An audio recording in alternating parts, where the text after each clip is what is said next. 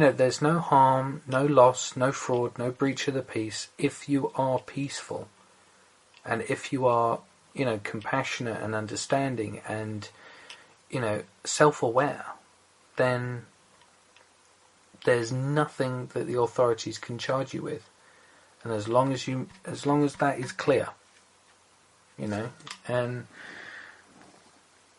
'cause, for one thing, I guess, the different protests that can be made against certain things, like say for example, there's even a wide range of things that can be done. Like say for example, there was I think there was a Tibetan monk, or something, and he basically set himself on fire in the middle of the street as a protest against the Vietnam War. I can't remember his name. I think I might have mentioned him before in a previous podcast or something. But essentially, that was his protest against the Vietnam War. John Lennon also made a protest against the Vietnam War. Do you know what he did? He didn't set himself on fire in the middle of the street. No, he just laid in bed for a week with his wife. So yeah. Or his girlfriend, I can't remember if they were married. But yeah, there's different ways. Obviously, just laying in your bed with your woman, as it were. That's a non-violent form of protest, right? Exactly. It's interesting to, be in the position where you can really well replicate that scene from Charlie and the Chocolate Factory. I got a golden ticket. But yeah, it's it depends on how you're doing it, really, doesn't it? It really does, because I would say that as long as you're in there and you're talking to people and you're actually just getting FaceTime with people and actually communicating with people and actually reaching inside them and just reaching something within them because of the mutual communication you're having, I'd say that is a wonderful protest, as it were. I know there's like these obscure legal terms for protest, because I think if you protest, you're not necessarily saying no. But I think there was some video that I saw about that a while back. I didn't really look into it, but it's interesting. Might be true, might not. I don't know. But yeah, the very fact that non-violent protesters are actually subjected to violence shows that the authorities are not happy with us realising that in order to better push for a different social direction, we the scallywags and the plebs, we have realised that we can actually achieve what we want as long as we are peaceful.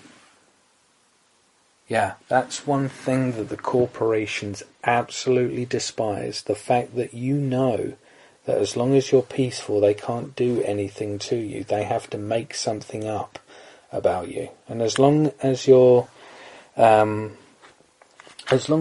at least in the general vicinity of people with, video recorders, then, there will be a record of what happened. Physical video evidence. Well, video evidence isn't physical, but, you get what I mean. The evidence of the physical events themselves. So, it's when you have the specifics there, you can actually fully defend yourself. Not that the onus is on you, because it's not. If a cop tells you that you're under arrest, then they have opened up a positive claim. And that is the positive claim of your guilt. Thus, it is up to them to prove that you are guilty, because they're the ones who've made the claim. You know the law of burden of proof, okay? You know this law, guys.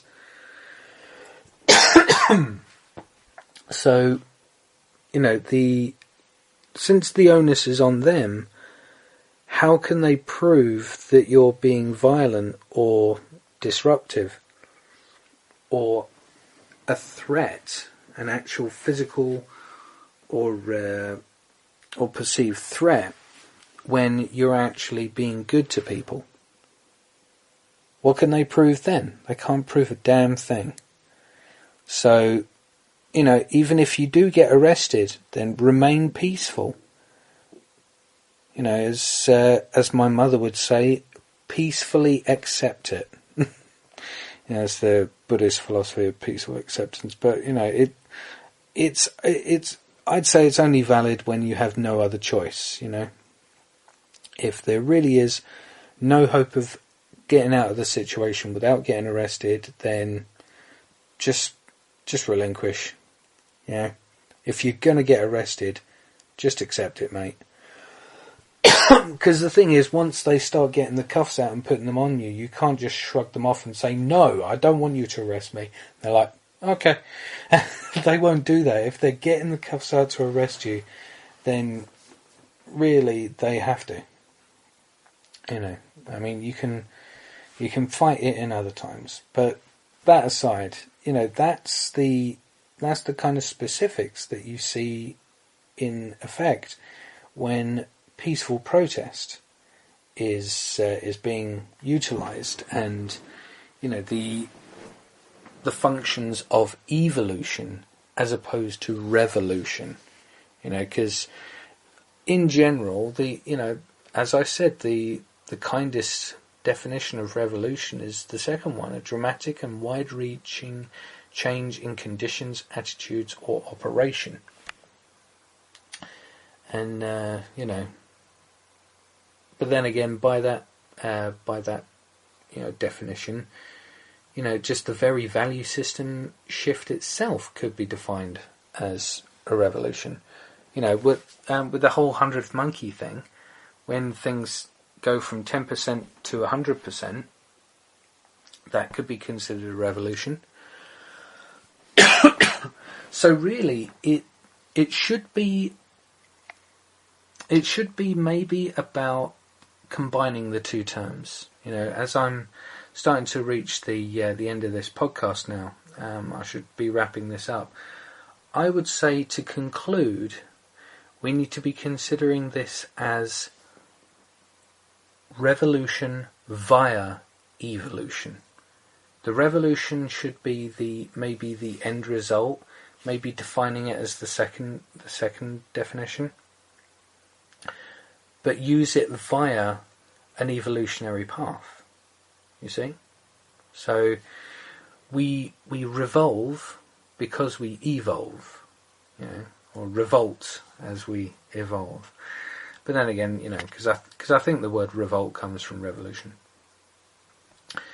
But yeah, there's my thoughts on the idea of revolution, as it were. And the different, because I know I went off on a lot of meandering tangents, and it's probably because it's so early in the morning, and I need to get some sleep before I upload this, and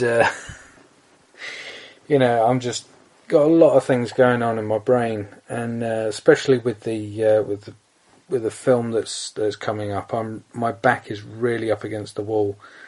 I'm actually surprised that I allowed myself to think that I should go to the march, because I've been so tangled up with the film, and I keep getting stressed out that I'm not going to complete it in time, because I've already set the venue, the events already set up. Now I just need to finish the film first. But yeah, for those of you who don't know what I'm talking about, is the Life on the Soapbox. the documentary that I'm making. There's a trailer up on YouTube for it.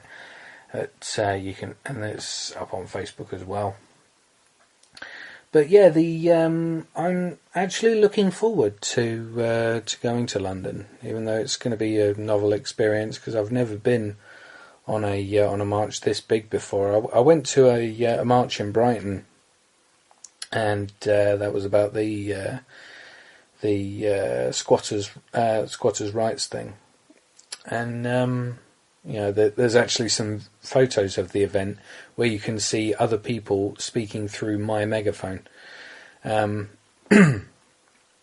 However, my megaphone did get very wet that day, and the siren stopped working, so I had to take it apart and leave it laying on the floor in bits so it would dry out. But it's fine now. But yeah, there's that. Other announcements, just as I close this out. For those of you listening to this on YouTube, you can download this for free on TalkShoe. Just follow the link in the video description. Because for those of you who are listening to this on YouTube, and also the sponsor, the LRAD Barney is a wonderful innovation that is coming to us fairly soon, and I for one I'm really excited about it, and getting to use it myself on unsuspecting strangers in the high street. That'll be interesting. But yeah, if you want to find out more, just go to www.barney.com and you can find that there. Any other announcements? There's another podcast show that I do on UK Collapse Radio called Adam's Musings. There's that. Other than that, I dare say there might be at least one or two people listening to this on their MP3 players or something as they're on their way to the march today. And for those of you listening and on their way to London right now, I will say hello.